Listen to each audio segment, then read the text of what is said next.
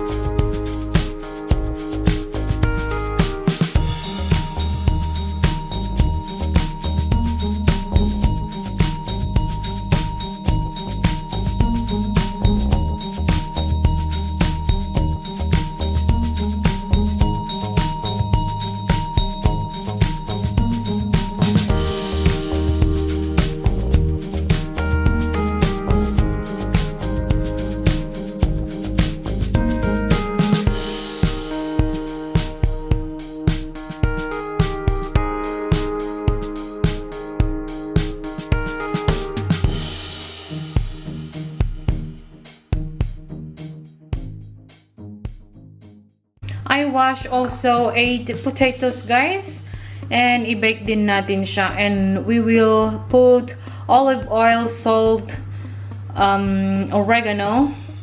Yes guys, so yun lang ang ilagay natin.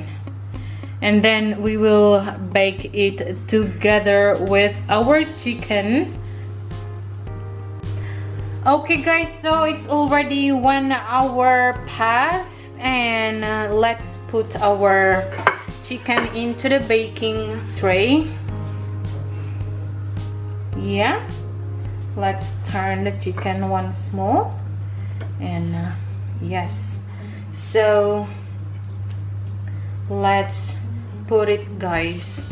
So ganito lang guys ang gawin natin. Yan, it's just like this, and all of this liquid, guys, or sauce, let's throw it in as well. Alright. And beside it, let's put our potatoes next to it. So, 8 lahat guys ang nilagay ko na potatoes kasi 4 kami. Each one will have 2. Ayan. So, i-bake lang natin guys ng 1 hour. Okay? 1 hour in 180 degrees Celsius. Looks really good guys. So good and so aromatic. Guys, I'm cooking Russell's food. I-fry natin itong 4 na chicken for him and then fried rice the light. Guys, look at our chicken. As in, naluto na siya guys. Looks so good. And our potatoes are cooked also. Yay! So guys, I'm cooking Russell's food while my husband and Russell went out for a walk. And that way, when my husband and Russell will come back, and Russell's food is ready. Hello guys, so ayan na ang chicken ni Russell. And I am also cooking these fried rice for him guys. This one.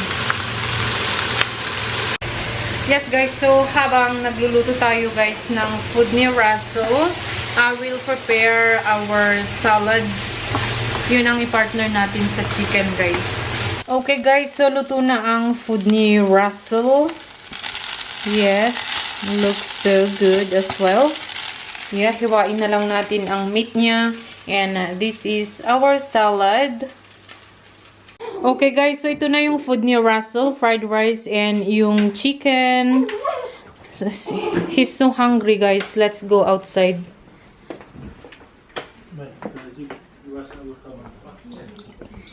Come, Russell. Come. Eat. Mainit pa kasi guys. Still hot.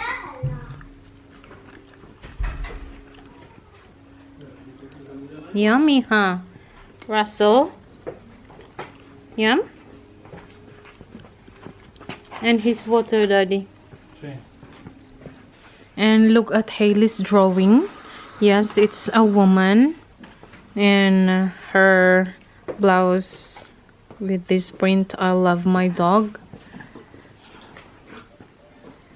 Very good, Hailey. Okay, and Russell's dog. Ay, Russell's dog. Russell's water. Okay. So, here's our salad, guys.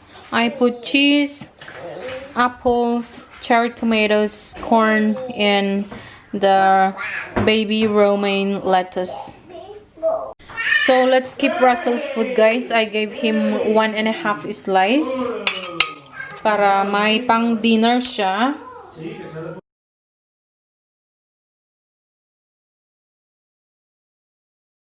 So here's our chicken, guys, and our potatoes. Hello everyone, let's eat. Kain tayo. Hi. Hi, we are busy because this food is so good and it's warm, so it's much better when you eat warm. Yes, let's eat. Let's eat. Kain tayo. Kain tayo. Hello guys, so I have to work a little bit and Hailey is also working. Yes, she loves to draw, guys, and she is practicing how to draw with her computer, iPad computer. Yes. Ano pala guys, si Lakuta natutulog na siya kaya we have time to do whatever we want to do. Thank you so much guys for watching. Please don't forget to subscribe, like, and comment, and turn on also guys the notification bell so you won't miss any video of me. Hope to see you again guys with a brand new video. Bye!